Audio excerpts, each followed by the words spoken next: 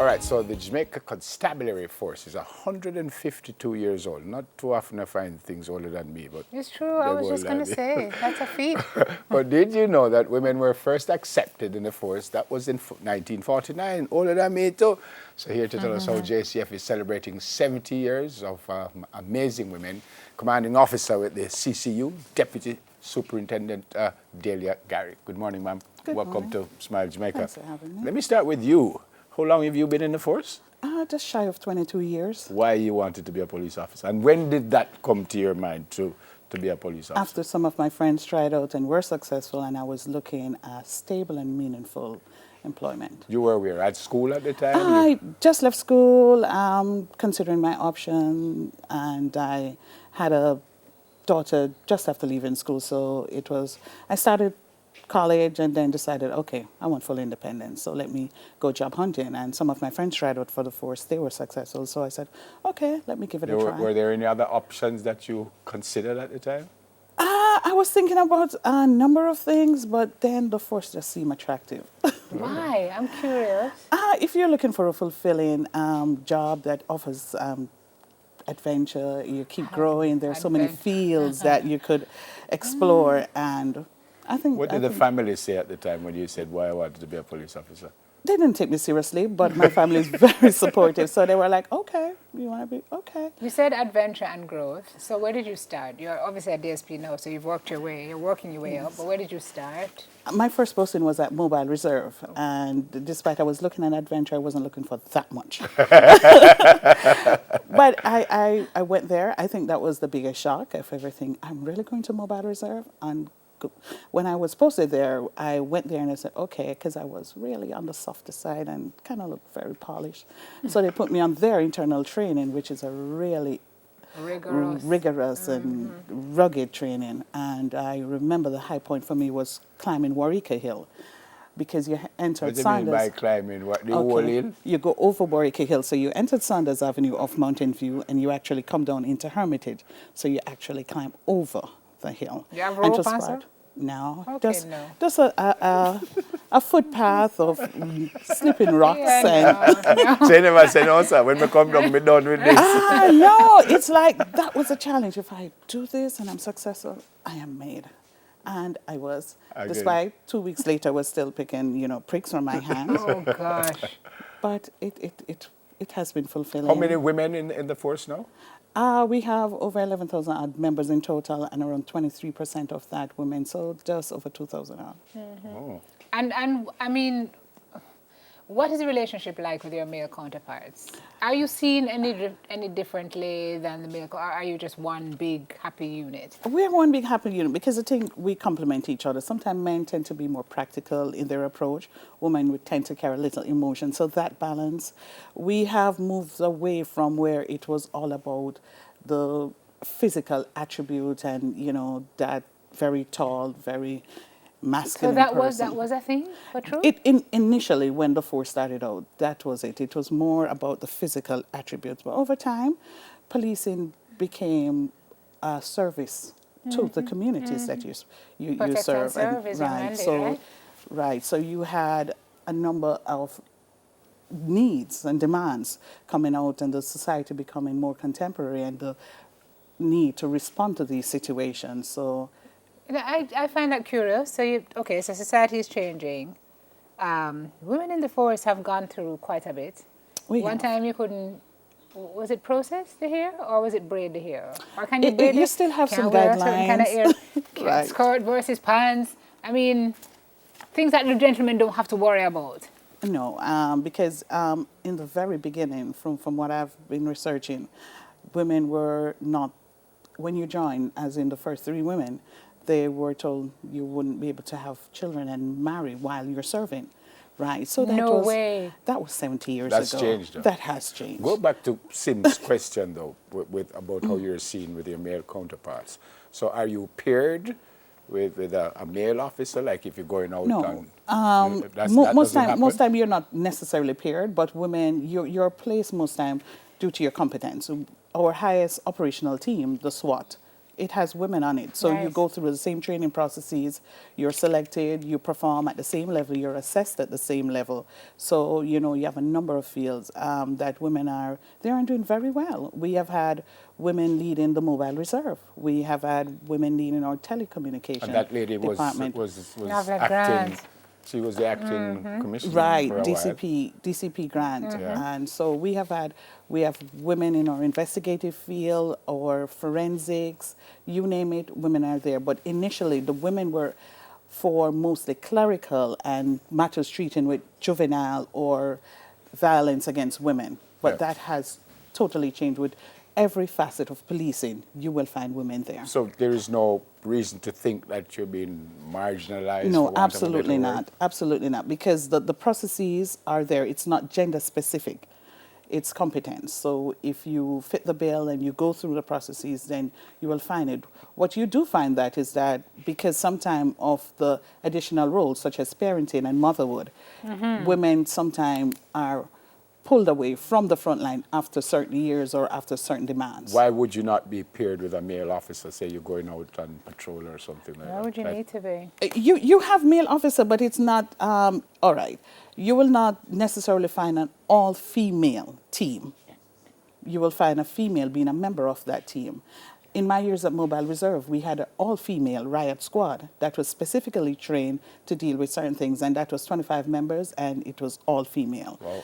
I have not known of any other operational team that is all I female. find Neville's question interesting though, because he says, why would you not be paired with a male officer? So are there folks who, not saying that's what you're suggesting, but who feel like female officers are not taken as seriously by members of the public, and so you need to have some kind of male support or male presence to gain that kind of respect? I think it sometimes comes down to the individual and how your confidence level and how you project yourself. So, because you have women out there who lead teams and do a very good job of it. You have women who are the operational officer.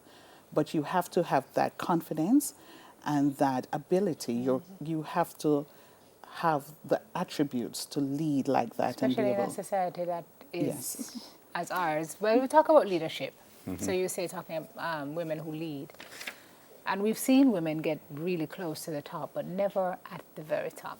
So when do we ever break through that glass ceiling? I mean, Nev asked about marginalization, but there are people who wonder. You look at DCP grant, and you know, people say, boy, she really should have been given the opportunity because she's had years of service and she's proven herself. Is that just something that we don't understand the process, or is it just a matter of time, you think, before? I think that it's just a change? matter of time because all of these posts are normally something that are competitive in that a number of persons would apply and most and the most suitable candidate. So it takes a mix and it's a very detailed process of selection, and you have a committee who's through the Police Services Commission who actually go through and make that selection. But we've had 2 deputy commissioners as female. We have had both of them acting with DCP grant, acting for a few months, and would have really created an impression and an impact on society. So it shows that, you know, women, we're shoulder with our male counterparts, and we will continue to do that. Any regrets for you? After Absolutely 20, none. what you said, 22 years, I think? 22 years. 22, regrets? the end of January is 22. Any No, regrets? my training was in Echo Village in the hills of St. Oh, that's Portland, because we were almost in the Blue Mountain Range. Yeah. And it was absolutely beautiful. The training was beautiful. The area. the area was so it made training all can right. be beautiful. No, it created you. It prepared me for this job. Okay. You know, it prepared me for the job, and it taught you so much because even working with that group, training with that group, we were isolated. It taught you to be your brother's keeper. It taught you why it is important to obey the rules and the training and to adhere and the principal rule of law that you're supposed to be upholding, why you must do that. So there's a number of things, and today it just make me the person I am, a part of Force for Good. 22 years later, society is different. It is. Violence and crime at, you know, some say uncontrollable levels. The force gets criticized all the time, good members, bad members. How do you deal with that? I mean, obviously things have changed over that Right. 2-year continuum, but has it gotten harder for you? I am at the place where I have appreciated a lot of the challenges that we have gone through, and I'm very hopeful because I know we have the ability to fix it. This quarter, we are focusing on our professional standards, and that will just help to remind members why you took this job. You're so on duty. It's a change in society, and the temptations are real, but we are sown to service. Wow. And we are sown to the highest service, and we owe it to the country to give of our very best. As a part of this force for good, you don't have a choice. You're either going to comply, and I think more and more persons are realizing the need to come in line and to be a part of a force for good. And I think we're going to see it. I think it's started, and I think it will continue. I don't know if this is an unfair question to you, but some people think that the ZOSO in certain areas should have been allowed to continue. Some people say no. Any thoughts on what it has done, crime and violence? Well, the benefits from it has shown we have had a 20% reduction in murders. It has also helped the communities to see that we are their police. You know, the JCF is Jamaica's police, and to enhance that relationship between the communities and the police. So it's more than just having boots on the ground, but it's giving those persons in those communities a voice, a sense that they too are Jamaican and have entitlement and should be able to live in a free and secure What about society. the folks who say normal policing could do that? Well, we have tried normal policing and we have tried ZOZO, and we can compare the results from both. I think Jamaica's challenges in crime and violence are not normal. So we have to come together and decide on what works best for our Finally, country. do you think ZOZO in those areas that they were stopped should have been continued? The ZOZOs are still on. The SOEs are Yeah, the the ones that SOEs, have been stopped. Yeah. I think there are some benefits from it, and the results that were gained were very encouraging to the JCF. Right.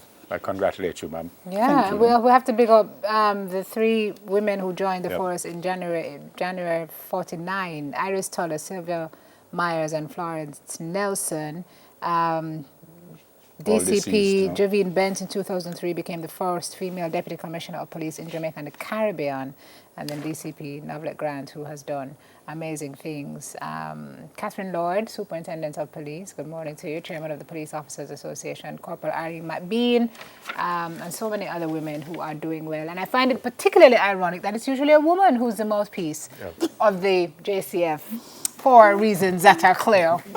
Well, I don't know about that. Well, congrats I'm again, just ma'am. joking. And be safe. Be safe. Yes. I pray that things will calm down and we all will be safe. Yeah. Thanks for coming. Thank you. Commanding Officer with the CCU, Deputy Superintendent Delia Garrett. What we is should get our Delia in the title? police force. You know? What's our title? What's our title? Commanding Officer. No, what did you say now a while ago? Deputy Detective? Superintendent This is Delia where they have to have a Harris. woman. When we come back, we're going to peek at the Bahamian film Cargo. That's right after this. Delia.